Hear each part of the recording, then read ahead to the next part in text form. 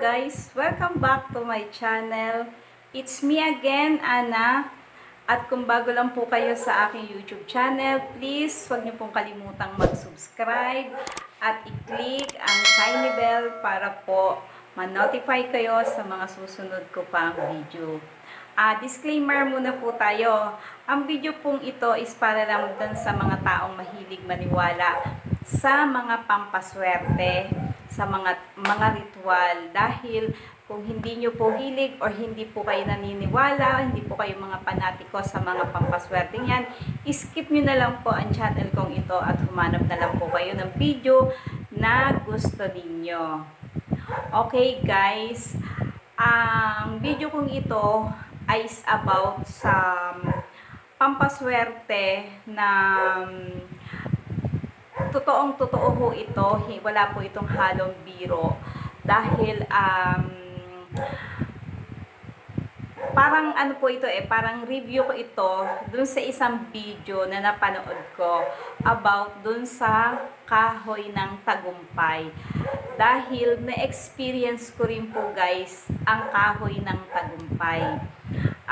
Hindi ko lang po maipakita sa inyo in actual yung kahoy ng tagumpay kasi wala ho akong makita or wala ho akong mabili dito ng kahoy ng tagumpay.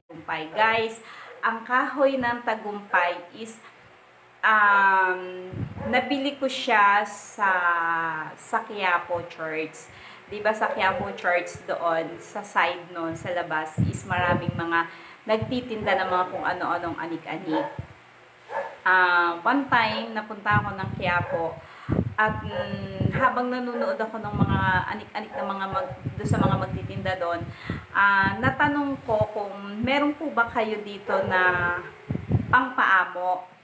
Kasi ito pong pampaswerteng ito ay pwede po nyo siyang gamitin sa mga taong like galit sa inyo, dun sa mga taong ayaw sa inyo, at pwede rin nyo po siya higit sa lahat gamitin pang paswerte, pang hakot, or pang attract sa mga tao kung kayo po ay may mga negosyo.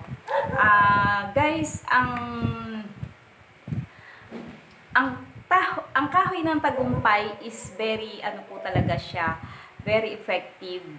Doon po sa napanood kong video, yung kahoy ng tagumpay, talagang nung napanood ko siya, talagang naniwala ako, natuwa ako, at naniniwala ako dun sa kanyang video yun, kasi meron po ako nung kahoy ng tagumpay na yon. At yun nga, nabili ko siya, yung ganito lang po kaliit na bottle, nandoon po siya. Nung nabili ko siya kasi sa Quiapo noon, nakalagay siya sa isang bote na maliit, sa clear glass. Tapos napakaliit lang po nung kahoy ng tagumpay na yan. Para po siyang kamay na nakaganon, tapos kulay puti siya, na style kamay talaga siya Tapos nakalagay siya sa isang bottle na may langis na po yun, yung nabili ko sa Quiapo. Worth 350 pa siya noon, and then ngayon hindi ko na alam kung magkano siya. Pero kung talaga pong interesado kayong hanapin at bilhin ang kahoy ng tagumpay, guys, ang pinakamadaling paghanapan ninyo ng kahoy ng tagumpay ay sa Quiapo Church po. Wala po sa Baclaran, wala sa ibang or sabi niya doon sa video na napanood ko is sa mga ita daw nabibili yon. Ang ita, hindi ko alam kung saan ko hahanapin ng ita. Kasi yung mga itang nakita ko is wala akong nakitang dala na ibinibenta nila. Kaya ako, nung ako'y nagkaroon ng kahoy ng tagumpay, doon ko nakuha yon sa Quiapo Church, doon sa mga nagtitinda doon sa Quiapo. Kaya guys,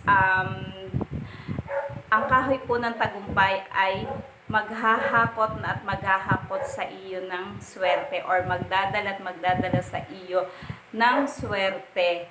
Yan po ay nakalagay nga po sa isang bote, na yung boteng yun is may langis. At kung gagamitin nyo po dun sa taong may galit sa iyo, or dun sa taong gusto mong umamo sa'yo, kung may mga amo ka na masusungit, masyadong mahigpit or madamot, pwede mo nyo po yung gamitin. Yan po ay yung langis nun, kung ang nabili nyo po sa Quiapo ay may langis na, yung langis noon, ipapatak nyo lang po ng konti, isang patak sa pagkain nila or sa coffee or sa soft drinks or sa juice or sa kung ano man pong iinumin nila. Ipapatak nyo lang po yun, guys. On the spot, ora mismo, mararamdaman mo at makikita mo dun sa taong pinagawan mo nun ang effect ng kahoy ng tagumpay. At kung kayo naman po ay may mga negosyo na gusto nyo pong lumago ang inyong negosyo, at para kayo po ay makahakot ng maraming customer, maka-attract kayo ng money. Siyempre, pag may customer, may money. Pag sa business, yung kahoy ng tagumpay, ilagay nyo lang po siya sa perfume nyo. At i-spray nyo po siya sa inyong katawan para ang attraction nyo sa tao ay maganda.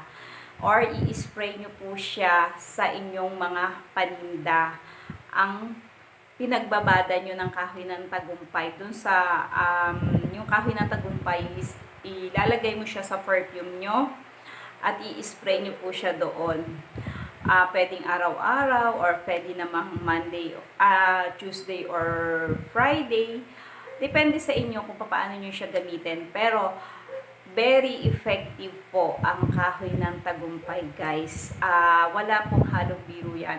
Kung kayo po ay makakakita at makakagamit ng kahoy ng tagumpay at napanood nyo po ang video ito, guys, please mag-comment po kayo sa akin at sabihin nyo po talaga kung mali or hindi totoo ang video kong ito.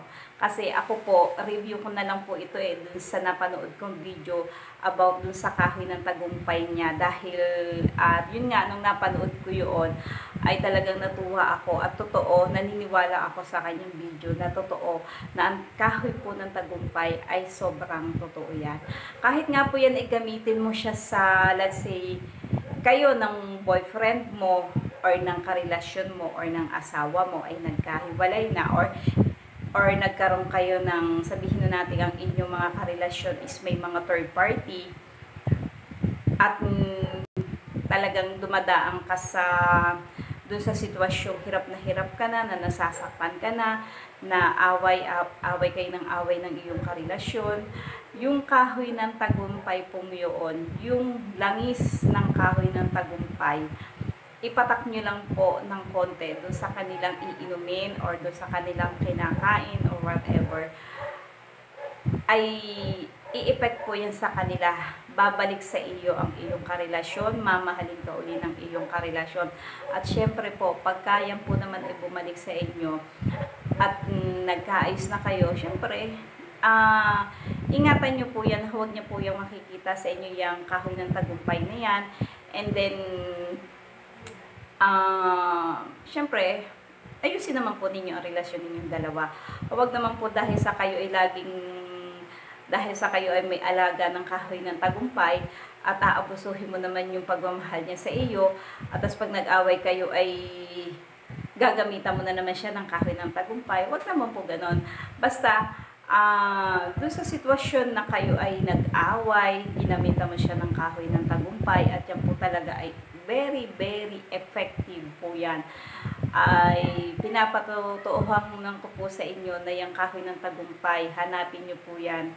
Magagamit nyo po yung pampaswerte sa negosyo.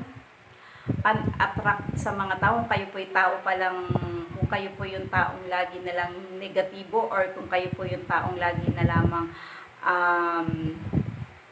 parang laging inaalat, minamalas.